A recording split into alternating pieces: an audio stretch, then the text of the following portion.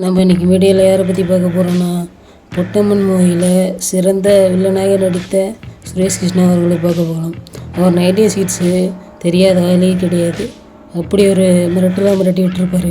அந்த படத்தை பற்றி ஒரு சில வீடியோவில் பார்க்கலாம். இப்போ அதெல்லாம் பல பேய் படங்கள் வந்து கொண்டிருந்தாலும் ஹீரோ திரைப்படங்கள் அதிகமாக ரிலீஸ் ஆகி கொண்டிருக்கிறது. ஆனால் 90s காலகட்டத்தில் ஒரு சில திரைப்படங்கள் வழியானாலும் அது பார்க்கும் ரசிகர்களை மிரள வைத்துவிடும்.